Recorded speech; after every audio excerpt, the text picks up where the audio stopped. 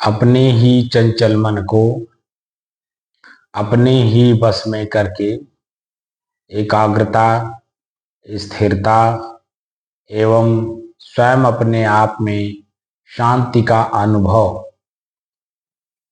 करने के बाद मैं स्वयं कौन हूं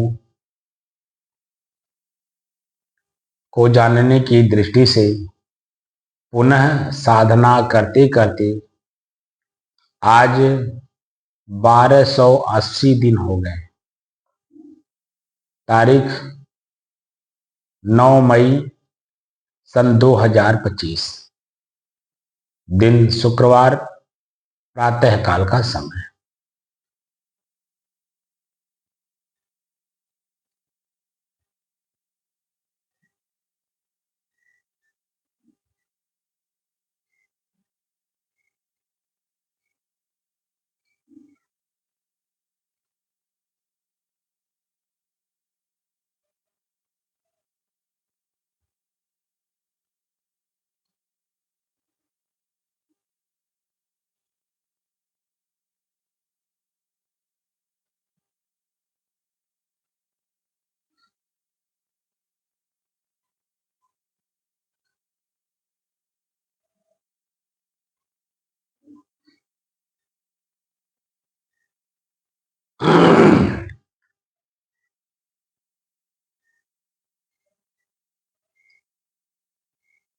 हमारे जो साधक हैं, संत कबीर सहज समाधि योग साधना के द्वारा जो साधना कर रहे हैं,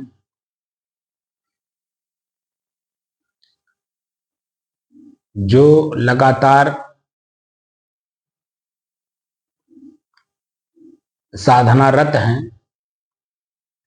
ऐसे साधक की स्थिति का वर्णन मैं अब कर रहा हूं। और इस पर अगर कहीं कमजोरी रह गई हो तो अभ्यास करके अपने आप को इस लेवल पर ले आइए।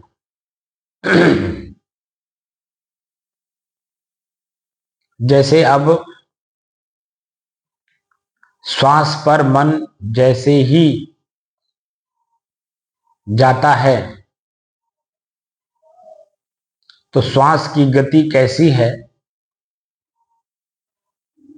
यह ठीक समझ में आ जाता है।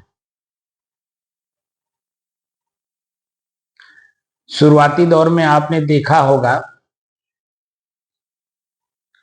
जब श्वास पर मन को केंद्रित करने के लिए कहा गया था, उस समय में कितनी सारी बातें बाह्य वृत्तियों में जागृत होती थी।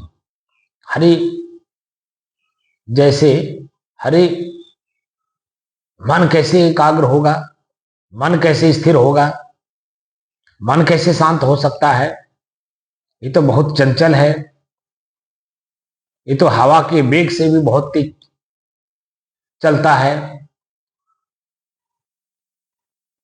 तमाम बातें मन में उत्पन्न हुई। लेकिन जब हम लोग धैर्यपूर्वक श्वास को लगातार देखना शुरू किए तो जो वृत्तियां बाह्य वृत्तियां थीं वो धीरे धीरे धीरे धीरे धीरे धीरे श्वास पर टिकने लगी।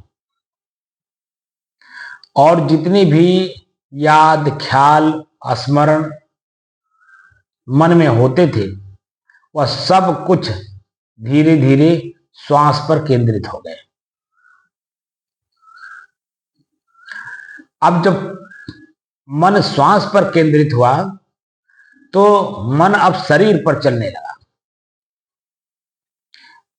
आप लोग अनुभव किए होंगे, जब बाह्य वृत्तियां माने बाह्य ख्याल जब शांत हो जाता था या शांत हो जाता है अभी, तो देखेंगे कि शरीर के ऊपर आकर के केंद्रित होने लगता है।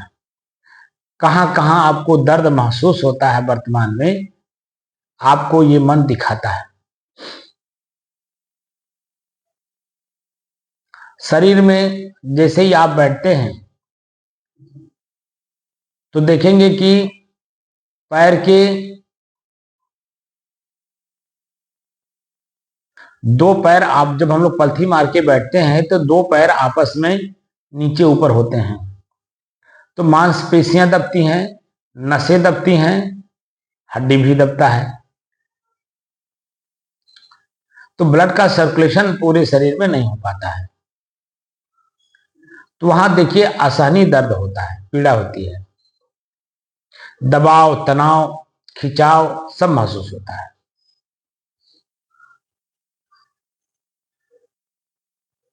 और जब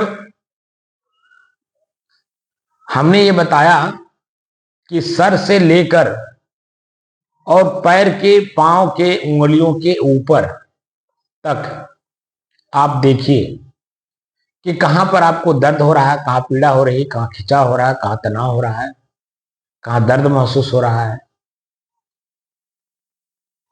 उसका अभ्यास जब हम कराना शुरू किए तो आपका मन बाह्य वृत्तियों से, माने बाह्य ख्याल से जब शरीर पर आकर केंद्रित हुआ तो शरीर को जब आप देखने लगे तो आपने देखा होगा कि जैसे ही हम जहां पर दर्द महसूस हो रहा है, तनाव महसूस हो रहा है, दबाव महसूस हो रहा है, चीरने जैसा भाव भी आपको लग रहा है, जब हम उसे ही लगातार देखते थे या अभी भी जब हम उसे लगातार देखते हैं तो देखेंगे कि वो पहले तो, क्योंकि शरीर अलग है हमसे, मैं शरीर से अलग हूं, ये आभास तो कभी हुआ नहीं। महसूस तो होता है कि मैं ही शरीर हूं, शरीर ही मैं हूं। इसलिए जो कुछ भी महसूस होता है, जोश, होश तो रहता नहीं, तो जोश, उत्साह, उमंग, काम करने की क्षमता, गेंदे जैसा उछलना, तमाम बातें ये जो होते हैं ये शरीर की आसक्ति की वजह से होते हैं। शरीर में हम आसक्त हैं, और वही जब हम शरीर की आसक्ति को अपने बस में करने लगते हैं तो उत्साह, उमंग, काम करने की क्षमता, गेंदे की तरह उछलना, सब धीरे धीरे धीरे धीरे धीरे शिथिल होने लगते हैं। जैसे अभी उम्र आपकी क्या है, अपने उम्र को आप देखिए। अगर आप 20 साल के हैं, 25 साल के हैं, 30 साल के हैं, 35 साल के हैं, 40 साल के हैं, 45 साल के हैं, 50 साल के हैं, 55 साल के हैं, 60 साल के हैं, 70 साल के हैं, तो आप अपने खुद शरीर को पढ़िए कि मैं किस उम्र में हूं। तो उम्र के हिसाब से आपके शरीर की जो तंतुएं हैं, अणु परमाणु जो शरीर के हैं, उसको आप देखेंगे कि उसमें अगर कम उम्र के हैं तो शरीर को ही आसक्ति मानते हैं, लेकिन कम उम्र के बजाय हम अगर 60 साल के हैं तो यही शरीर हमको भारी लगता है। समय समय से शरीर हमको अपने आप में बताता है कि शरीर तुम नहीं हो, तुम्हारा शरीर है। इसलिए ये प्रकृति का है, भारी लगता है। और कर्म के हिसाब से जो संस्कार बनते हैं, मैंने बताया ना संस्कार किसको कहते हैं, सम सहकार। सम माने बराबर, सह माने वह, कार्य माने कृति। जो आंख देखता है, मन जैसा बनता है, आपके शरीर की स्थिति भी वैसे ही होती है। कान से आप सुनते हो, जैसा आप सुनते हो वैसे आपके शरीर की स्थिति बदलती है, और वही संस्कार है।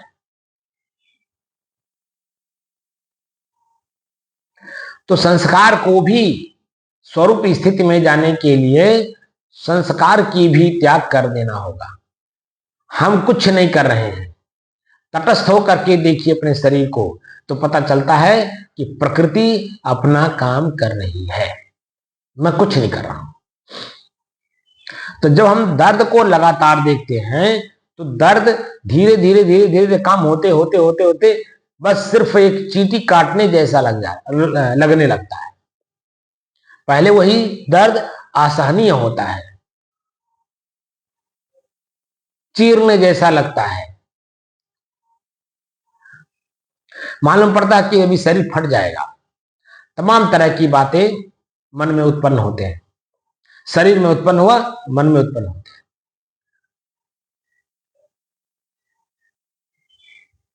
लेकिन जब हम लगातार उसे ही देखते हैं तो वहां मैं अलग हूं, दर्द अलग है, ये महसूस होने लगता है। और वही जो अलग अलग महसूस हो रहा है, उसी से पता चलता है कि ये शरीर मैं नहीं बल्कि मेरा है। तो मेरा तो है, मैंने इसे लिया, किससे लिया और क्यों लिया, और किसी ने हमको दिया तब क्यों दिया। भाई वैसे भी उदाहरण ले लीजिए, अगर किसी से आप कर्जा ले रहे हैं तो कर्जा देने वाला क्यों आपको कर्जा देगा। आप सीधे सीधे समझिए कि आप अपने लाभ के लिए कर्ज लेते हो, और जिस भाव से आपने कर्ज को लिया, अगर उसी भाव में आपने रिटर्न कर दिया तो देने वाले का और लेने वाले का दोनों का भाव जीवन भर एक जैसा ही बना रहता है। आपने कहा कि मुझे 10 दिन के लिए चाहिए 100 रुपया, और अगर आपने 10 दिन के बजाय 9 दिन में 8 दिन में ही लौटा दिया तो देने वाला आपको ये कहता है, भाषा देखिएगा कैसे बदलता है, अरे अभी इसकी क्या जरूरत है, अरे जब होता तब आप देते। और वही जब समय से आप दे देते हैं 10 दिन में, अच्छा ठीक है आपका काम हो गया, और अगर आपको जरूरत होगी तो ले लीजिएगा। लेकिन 10 दिन के बाद अगर आपने डिले किया, 10 दिन उनको आपने जनाया नहीं कि भैया अभी मेरे पास हो नहीं पा रहा है, और जैसे हो जाएगा मैं आपको आपका पेमेंट दे दूंगा, तो उनके मन में आप देखिए क्या उत्पन्न होता है। आप जैसे लेट दिए, का हो माने क्या हो, आपका समय नहीं मिला था अभी। भाषा कैसे बदलता है, देने वाला जब लेने वाला वापस करता है 2 दिन 4 दिन 6 दिन 10 दिन, जैसे समय बीतता है वैसे ही देने वाले की भाषा परिभाषा बदल जाती है, उसके भाव बदल जाते हैं, उसके कर्म बदल जाते हैं, उसके बोली भाषा सब कुछ बदल जाता है। ऐसे ही जो हमने शरीर किसी से उधार लिया है या कर्ज लिया है, तो वो कौन लोग हैं। आप एक शरीर के लिए 5 लोगों से उधार लिया है, और 5 लोग हैं पंच प्रकृति, माटी पानी आग हवा आकाश। और अगर आपने कुशलता पूर्वक जीवन जिया, जैसे सदगुरु कबीर कहते हैं, ज्यों की त्यों धर दीनी चदरिया, चादर शरीर को कहते हैं। तो जैसे लिए थे वैसे ही वापस प्रकृति को कर दिए और समय से किए, तो देखिए वो 120 साल जिए। और हम आप जैसा शरीर प्रकृति से लिए, खूबसूरत, मतलब जैसा बच्चा होना चाहिए देख करके उसको गोद में उठा ले, ठीक वैसे ही हम लोगों का शरीर मिला था।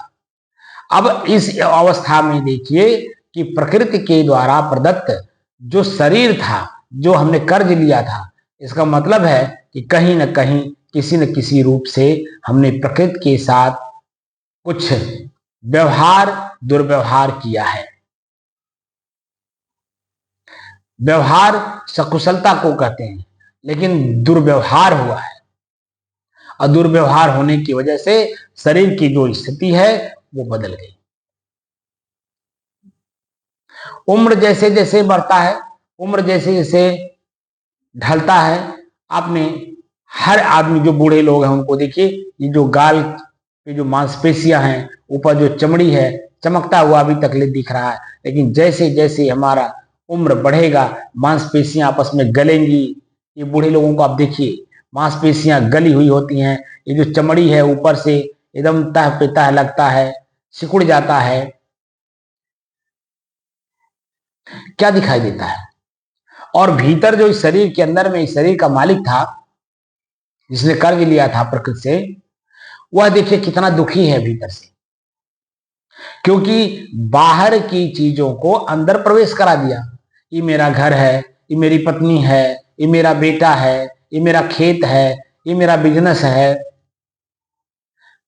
माने जो बाहर की चीज है वो भीतर कर लिया, और भीतर में जो था पहले से ऑलरेडी उसको निकाला नहीं, तो अपने आप में वो हल्का कैसे होगा? क्योंकि जानने का भी प्रयास नहीं कर रहे। जब जानने का प्रयास नहीं करेंगे किसी संत गुरु के सानिध्य में, तो आपकी स्थिति कैसी बनेगी? जैसी वर्तमान है दुख और पीड़ा, ऐसे ही जीवन भर ये दुख और पीड़ा, क्योंकि प्रकृति है, इसमें बदलाव है, परिवर्तन है। तो जो परिवर्तन हम प्रकृति के द्वारा अपने शरीर में देख रहे हैं, उसको हम जान ही नहीं पाते, समझ ही नहीं पाते हैं।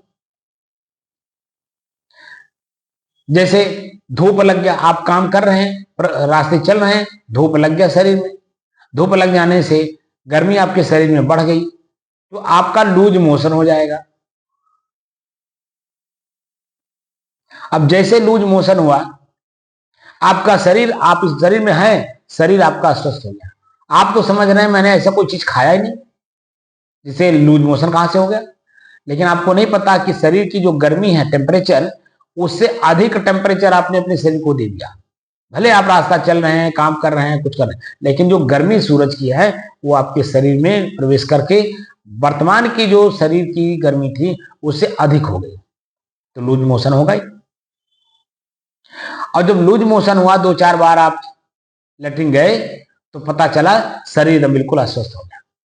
जो स्वस्थपना लूज मोशन से पहले था, वह स्थिति लूज मोशन होने के बाद नहीं रह जाती, और हम खुद उसको देखते हैं।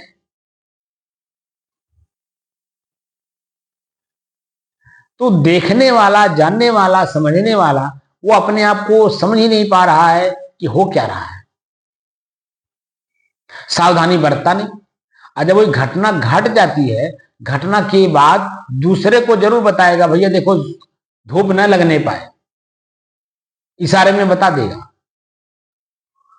और अगर धूप जिसको नहीं लगा है वो पूछ ले, भैया धूप लग जाने पे क्या होता है, तब आप ही खुद ही बताते हो, भैया देखो धूप लग जाने से लूज मोशन हो जाता है, शरीर अस्वस्थ हो जाता है, 2-4-10 दिन के लिए शरीर बिल्कुल काम लायक नहीं रह जाता है, इस शरीर से आप कोई काम नहीं कर पाते। जो उत्साह, जो उमंग, गेंदा जैसा उछलने का जो भाव रहता है, उछल उछल करके काम करने की क्षमता, सब एकदम डाउन हो जाता है। और यही शरीर, इसी शरीर में आप हो, ये शरीर आपको भारी लगने लगता है, ऐसे लगता है जैसे शरीर ही मुझे खा रहा हो।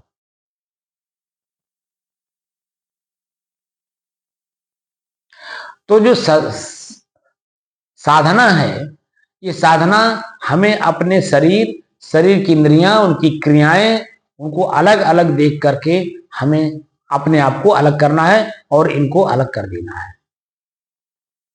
ये अलग है ही, लेकिन हम चीनी पानी की तरह इसी में घुल मिल गए हैं, आसक्त हो गए हैं, और वही आसक्ति त्याग करने के लिए हमें साधना की जरूरत पड़ रही है।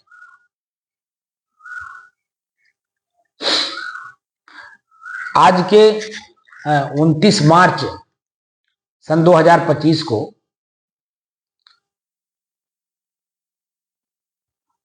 मेरे शरीर पे घटना हुई, और घटना ये हुई, मैं बिल्कुल हेलमेट लगा करके और 30-35 की स्पीड से मोटरसाइकिल चला रहा था।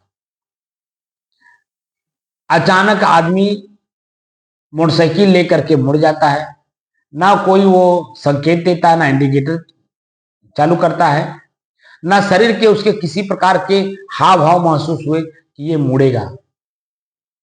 अचानक मुड़ गया, मैं उसके सामने पहुंच गया। अगर मैं लड़ जाता तो उसका पैर टूटता, गांठ के ऊपर या गांठ तक कहीं ना कहीं पैर टूट जाता, निश्चित है। मैं एकदम पीसफुल होकर के गाड़ी चलाता हूं, क्योंकि उस समय में किसी प्रकार का आगे पीछे कुछ नहीं सोचता हूं, ना ही मैं मोबाइल उठाता हूं, और हेलमेट लगा रहता है तो मैं दाएं बाएं भी नहीं देखता, सिर्फ रोड पे देखता हूं। मन एकदम बिल्कुल शांत था। जैसे वो मुड़ा, मन में एक भाव तुरंत उत्पन्न हुआ कि अगर मैं लड़ जाऊंगा तो इसका पैर टूट जाएगा। मैंने अचानक ब्रेक मार दी, ब्रेक मारा तो वो तो निकल गया, मैं वहीं पर फिसल करके गिर पड़ा। और जैसे गिरा, हाथ में हमारे, आप देखिए अभी भी पट्टी लगी हुई है,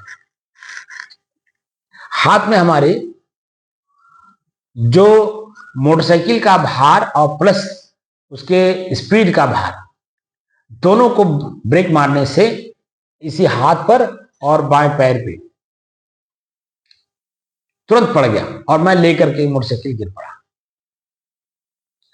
तो उस समय में मुझे जो महसूस हुआ वह, और उसके 1-2 मिनट बाद जो महसूस हुआ, और जैसे जैसे समय बीतता गया, 10 मिनट 15 मिनट, अब शरीर में इतना असहनीय दर्द होने लगा,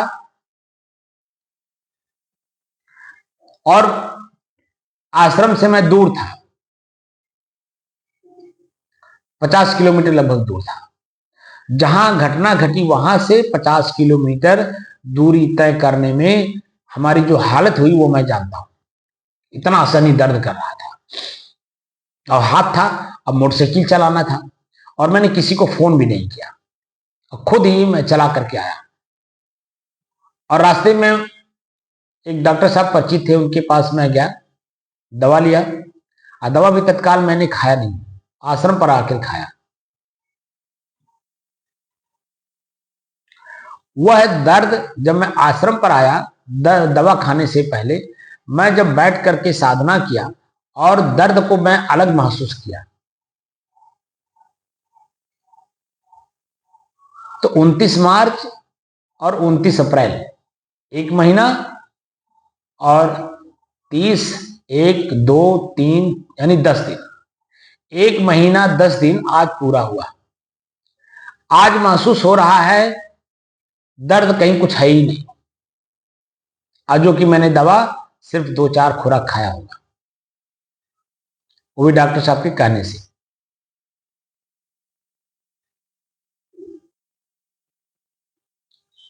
शरीर एकदम बिल्कुल जैसे पहले था वैसे ही आज भी महसूस हो रहा है।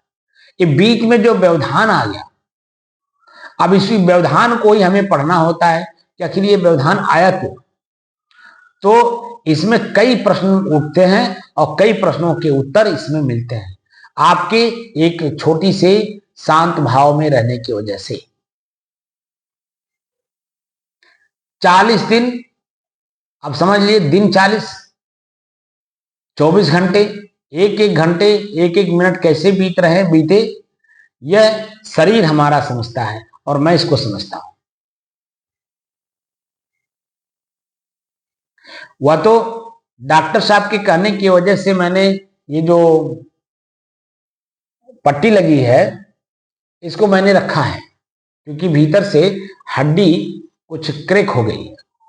तो उन्होंने कहा कि अगर आप प्लास्टर नहीं कराएंगे तो आप काम करते रहेंगे, और काम करते रहने से जो क्रैक हुआ है हड्डी वो अपनी जगह पे सेट नहीं होगा, और जब सेट नहीं होगा तो आगे चल करके आपको फिर हो सकता है ऑपरेशन भी कराना पड़े, और ऑपरेशन करने का मतलब है कि कम से कम 2-3 महीना आपका जाएगा। उससे अच्छा है कि आप प्लास्टर करा लें और ये कुछ दिन रहने दें। उन्होंने नहीं कहा कि आप 40 दिन रखिए, आज 40 दिन हो गया पूरा, तो 10 दिन तक तो उन्होंने कच्चा पट्टी प्लास्टर लगाया, और 10 दिन के बाद जब मैं गया तो उन्होंने पक्का कर दिया। 4 हफ्ते रखने के लिए उन्होंने कहा था, और ये 5वां हफ्ता है। आज हो सकता है ये कटे, कटने के बाद की स्थिति वो देखेंगे, जानेंगे, और जैसा वो उचित समझेंगे वैसा ट्रीटमेंट इसका करेंगे। लेकिन वो तो उनका विषय हुआ। मेरा विषय ये था या है कि शरीर के अंदर कहीं भी किसी प्रकार से अगर दर्द महसूस हो रहा है, अगर मैं शरीर दर्द को महसूस कर रहा हूं और पीड़ा महसूस करते हुए मैं आह आह की आवाज निकाल रहा हूं, इसका मतलब है कि साधना में कहीं अभी कोई न कोई किसी न किसी रूप से कमजोरी है।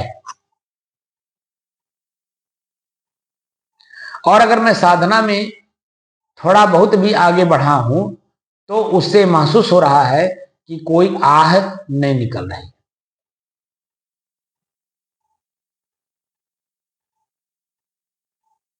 इससे ये साबित होता है कि दर्द पर अपना पकड़ है, क्योंकि शरीर अलग है, मैं आपको बता रहा हूं, तो वह अनुभव मुझे खुद को भी होना चाहिए। ये दर्द भी मेरे से अलग है। जब मैं इसको लगातार शुरू जब चोट लगा था और दर्द असहनीय हो रहा था, जब मैं बैठता था साधना में, जब इसी को बार बार देखता था, तो धीरे धीरे धीरे धीरे 1 घंटे 1.5 घंटे के बाद एकदम चोटी काटने जैसा लगने लगा। और पहले पूरे शरीर मालूम पड़ता था पूरे शरीर में दर्द है, क्योंकि मन वृत्तियां पूरे शरीर में फैली हुई।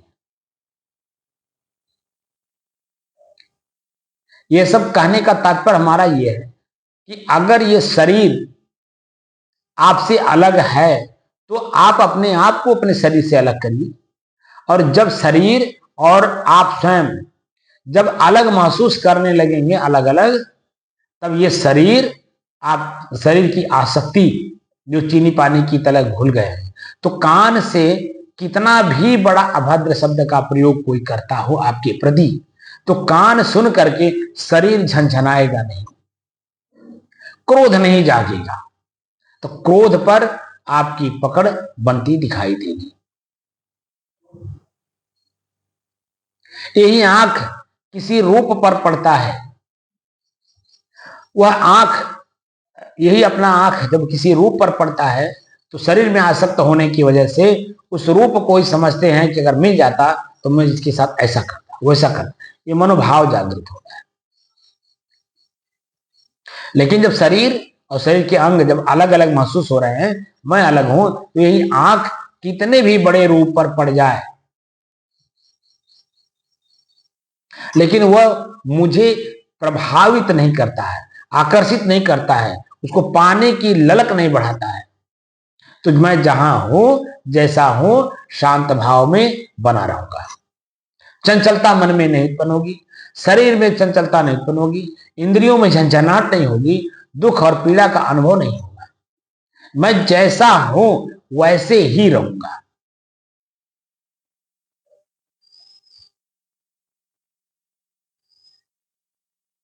ना मुझे चलने की जरूरत, ना हाथ से कुछ करने की जरूरत, ना मुंह से बोलने की जरूरत, ना ये नाक आपका जो दुर्गंध बहुत तगड़ा आता है, आपको समझाता है कि बहुत तगड़ा यहां दुर्गंध लग रहा है।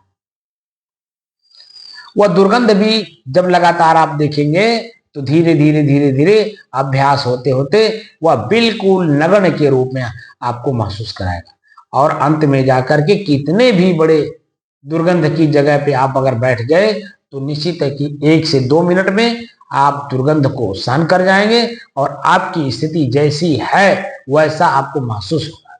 दुर्गंध बिल्कुल आपसे अलग है, वह प्रकृति का है, क्षणभंगुर है, थोड़े समय के लिए है, वह आपको कोई प्रभाव नहीं डाल सकता आपके ऊपर। तो जो मेरी स्थिति है सहज की, उसी सहज स्थिति में मैं यथावत बना रहूंगा।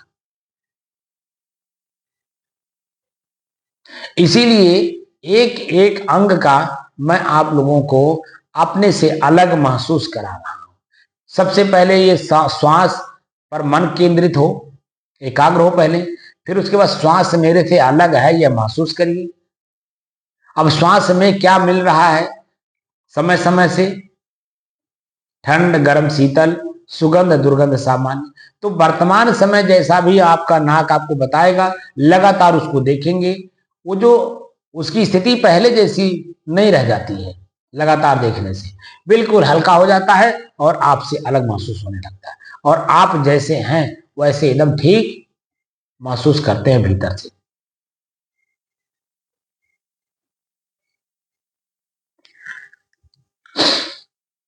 कल हमने मन पर लिखा, मन क्या है इसके बारे में एक बार मैं बता भी चुका हूं, क्योंकि मन की स्थिति जो हमारी होती है वह ख्यालों पे चलती है, स्मरणों पर, स्मृतियों में। और यहां ख्याल, स्मरण, स्मृति अपने से अलग है, इसे अलग महसूस करके मैं जैसा हूं वैसे बनने की कोशिश।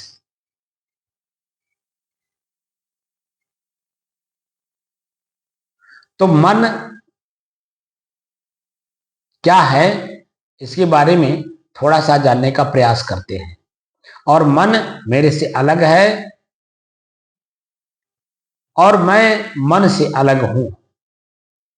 इंद्रियों का राजा है मन, और मन मेरा नौकर है।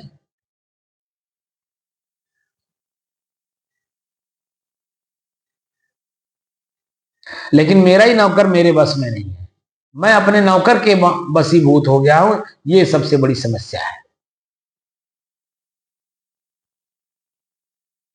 इसलिए मन को समझने का प्रयास भरपूर करिए, जो कि आपका वो नौकर है, मालिक नहीं। मन आप नहीं हो, मन आपका है। और मन कैसे बनता है उसके बारे में आप लोगों को बताने की कोशिश कर रहा हूं।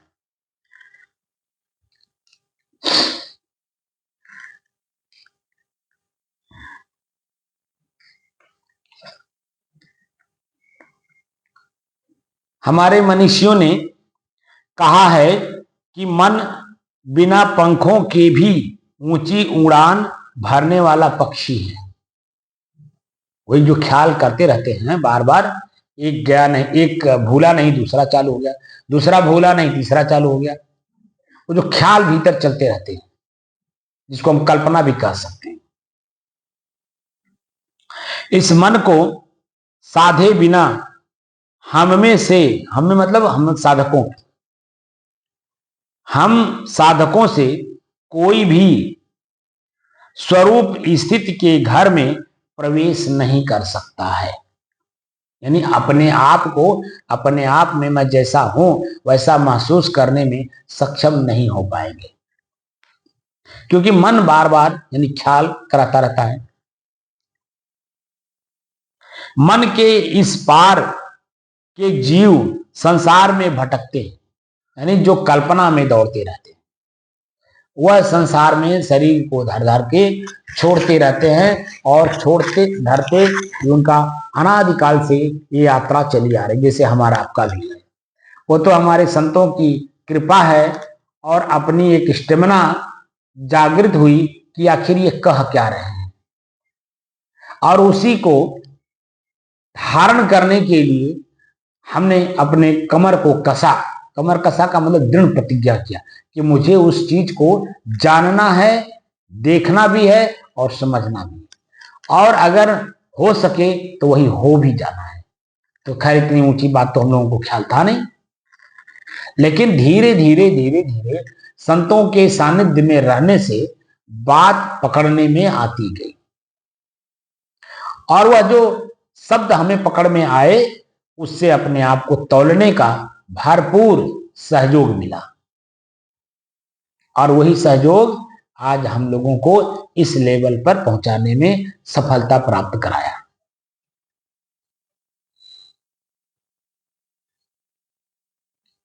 मन के इस पार मतलब शरीर में जो आसक्त हैं उनकी बात हो रही है। मन के इस पार के जीव संसार में भटकते हैं। जो साधक मन के उस पार हैं वही स्वरूप स्थिति की कृपा के अधिकारी हैं, मतलब जो शरीर से ऊपर उठ गए।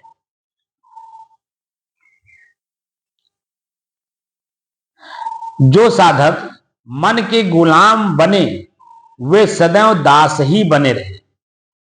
कभी स्वामी न बन सके। ये इंद्रियां आप पर हावी हैं, आप इंद्रियों के स्वामी नहीं बन पाए। जो किस इंद्रियों का स्वामी मन है, मन का स्वामी आप स्वयं हो। जो साधक मन की नीति एवं स्वभाव को समझकर विवेक सम्मत आचरण करते हैं, वे मन के पुल को ऐसे पार कर जाते हैं जिसके लिए कबीर साहब ने कहा है कि ज्यों की त्यों धर दीनी चदरिया। मन संसार के विषय संबंधी संकल्प विकल्पों में उलझा रहता है। एक बार आंख ने देखा, संकल्प हो गया किसको पाना है, अब उसको पाने के लिए अनेकों प्रकार के विकल्प ढूंढता रहता है मन मस्तिष्क।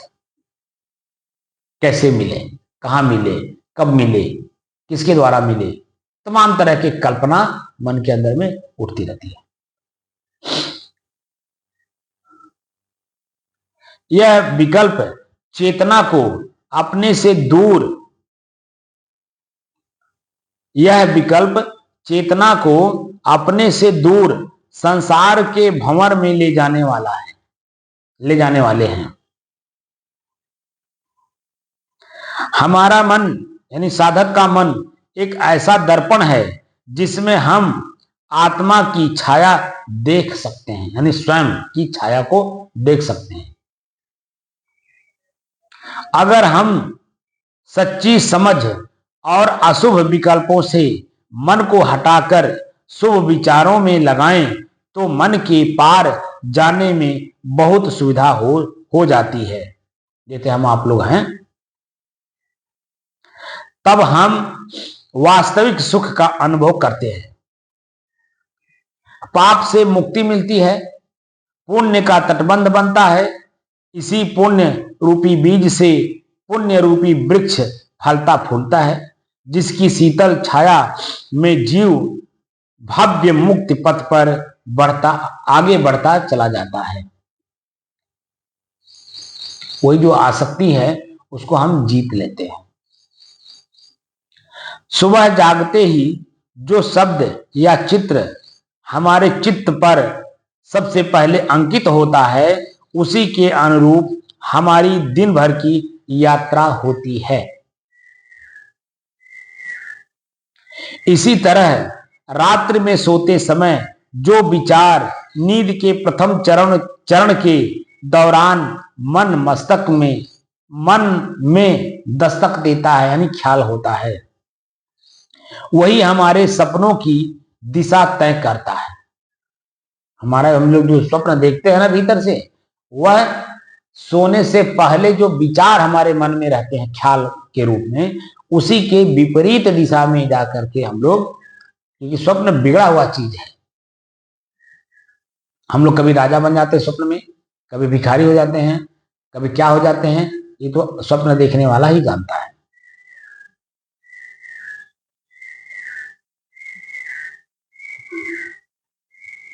इसी तरह रात्रि में सोते समय जो विचार नींद के प्रथम चरण के दौरान मन में ख्याल दस्तक देता है, वही हमारे सपनों की दिशा तय करता है। इसलिए प्रातः उठते ही हमें आराध्य का नाम लेना चाहिए। आराध्य कौन है? अपने अपने सबके आराध्य देव हैं, जो जिसको स्मरण कर ले, ख्याल कर ले। तो हम साधकों का आराध्य देव हम स्वयं ही हैं। हमें अपने स्वयं में स्थित होना है, शांत रहना है, उसका हमें हमेशा ख्याल रखना है कि मैं अपने आप में शुद्ध हूं, शांत हूं, स्थिर हूं और एकरस हूं। ये जो घटना क्रम मेरे सामने आ रहा है, ये घटना क्रम अभी तत्काल में तो है, लेकिन अभी तत्काल थोड़ी देर बाद ये नहीं रह जाएगा, लेकिन मैं तो रहूंगा। घटना के पहले भी मैं हूं, घटना के समय भी मैं हूं और घटना के बाद भी मैं रहूंगा। ये कितनी घटनाएं बचपन से लेकर अब तक हो चुकी हैं। घटनाएं अब नहीं है, व्यक्ति नहीं है, समय नहीं है, लेकिन आप हो ना अपने आप में। उसी एक रस स्थिति को मुझे इस साधना की पद्धति से जानना है।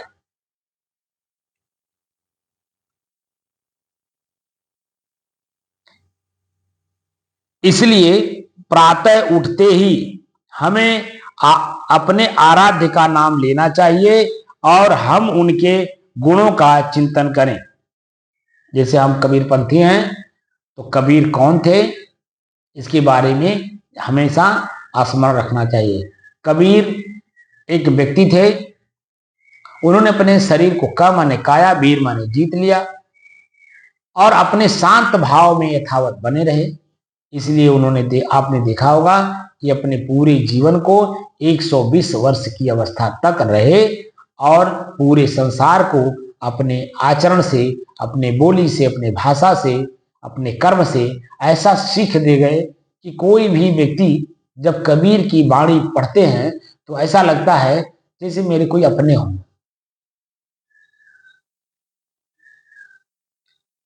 मैं स्वयं उनका हूं, वह मेरे हैं, ऐसा महसूस होता है और बाकी चीजें उड़ जाती हैं, दिमाग से ही उड़ जाता है।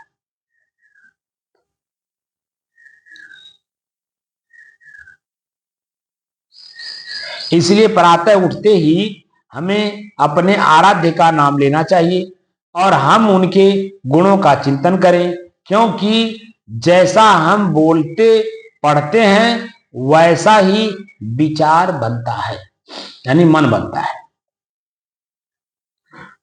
जैसे विचार वैसा ही आचरण होता है। यही आचरण व्यक्तित्व का निर्धारण करता है। इसलिए जैसा हम बनना चाहते हैं वैसे ही विचारों का मनन करें। इसीलिए कहा गया है कि चलते, उठते, बैठते, सोते, जागते, किसी भी वक्त आप अगर हैं तो अपने श्वास को सिर्फ देखिए। श्वास मेरे से अलग है, मैं श्वास से अलग हूं। तो जो आंख देखता है, आंख के देखने से हमारे श्वास की गति तेज हो रही है या मीडियम चल रही है या उससे धीरे हो रही है, भय उत्पन्न हो रहा है या निर्भय हो रहे हैं, प्रसन्नता हो रही है या दुख हो रहा है, सब बातें अपने आप धीरे धीरे समझ में आ जाती है।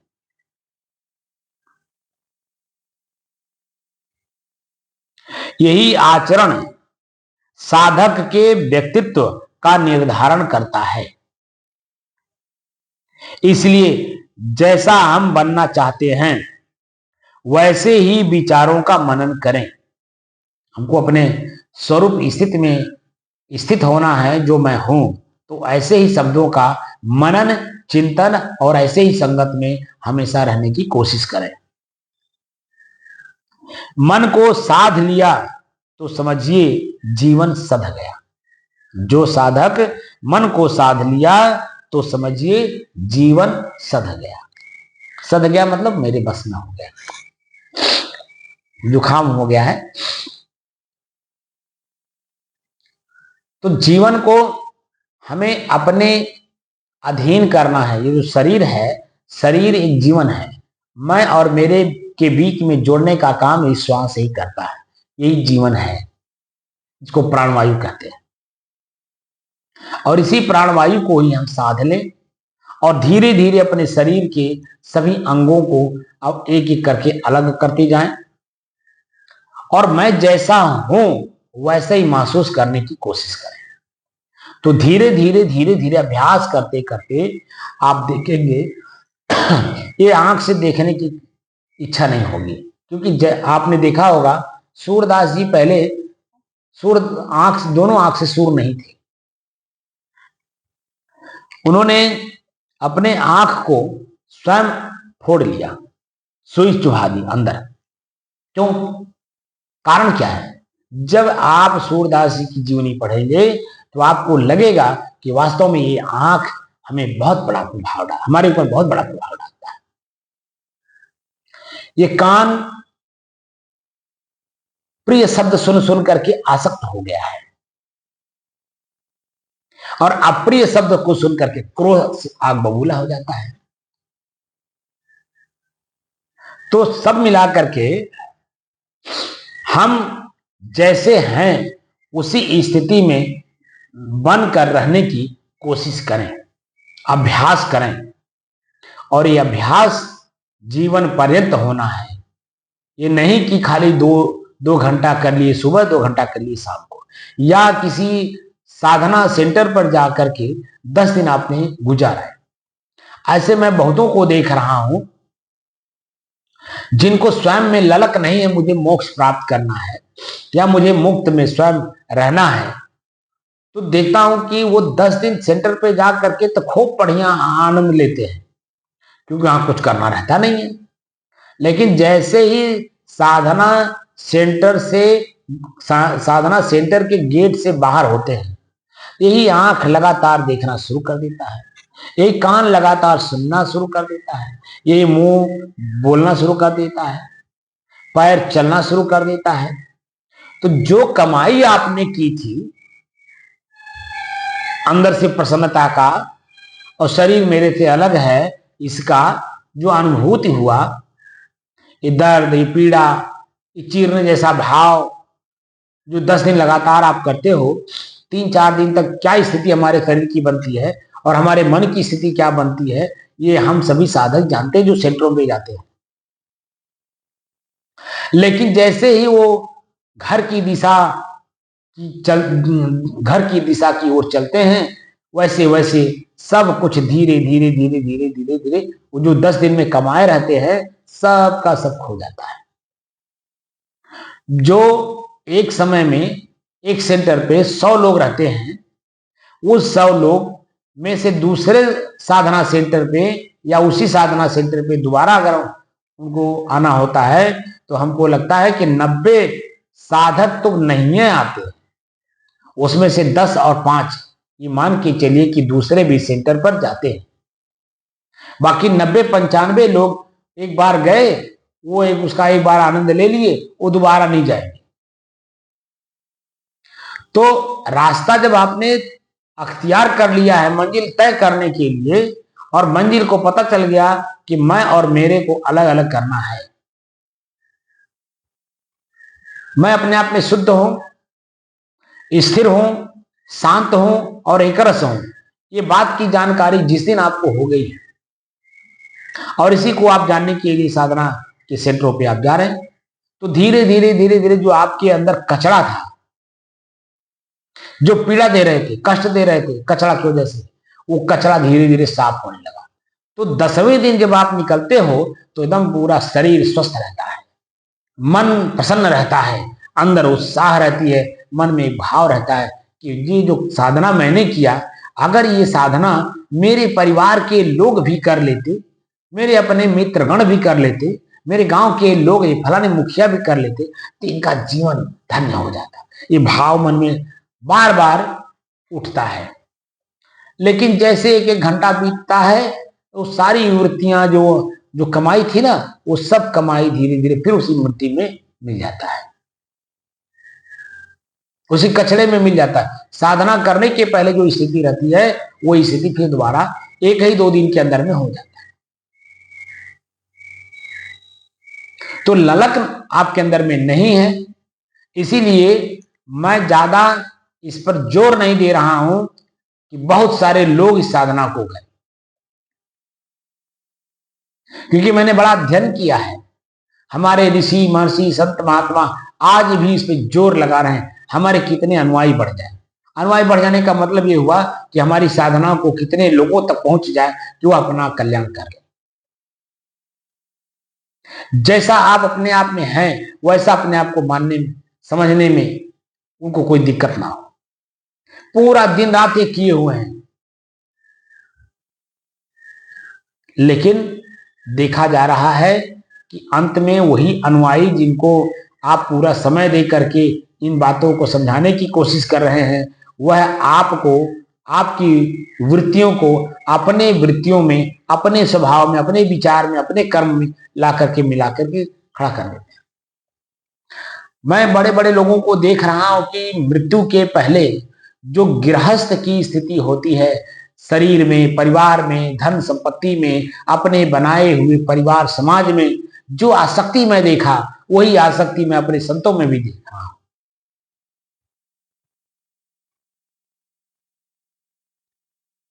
इसलिए मैं अपने आप में बिल्कुल एकदम कंसंट्रेट होकर के मैं चल रहा हूं कि जिसको 100 बार गर्ज होगा, हमारी वाणी को अगर सुन रहा होगा और सुन करके सचमुच अगर अपने आप को समझने का प्रयास कर रहा हूं, वह मेरे पास आएगा।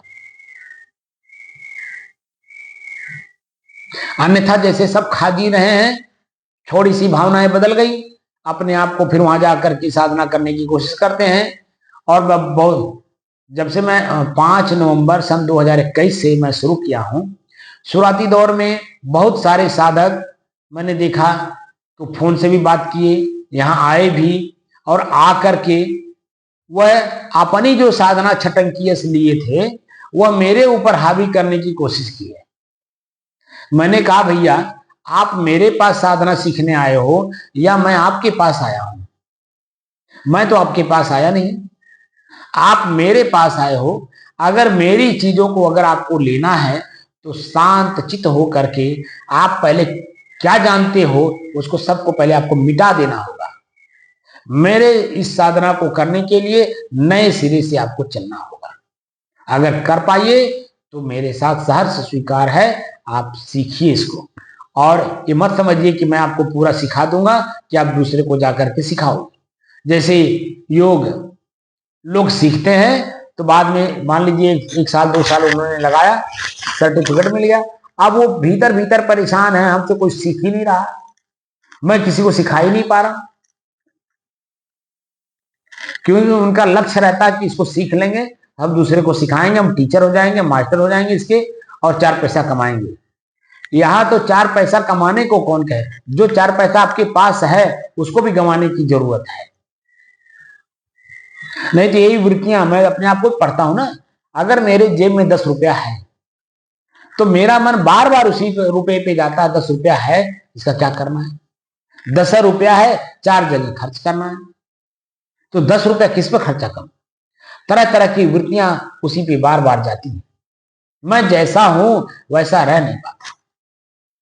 तो आम आदमी की क्या दशा दुर्दशा होती होगी, जो अभी इसके बारे में कुछ जानता ही नहीं है किसी, तो उसकी दुर्दशा हम तो खुद देख रहे हैं कि जहां था पहले उससे भी नीचे चला गया योग को सीख करके।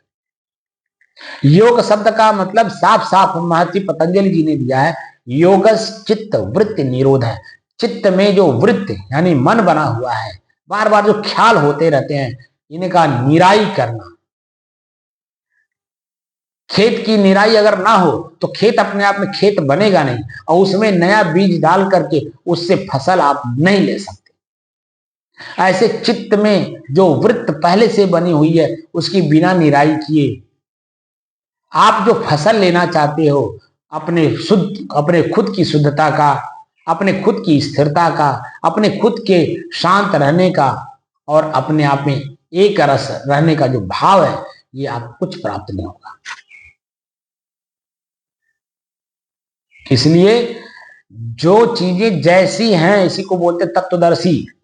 हम आप लोगों को तत्वदर्शी बना रहे हैं, इस शरीर में कौन सा तत्व किस समय में काम कर रहा है। यही हमारा मन 5 तत्वों के अनुसार चलता है।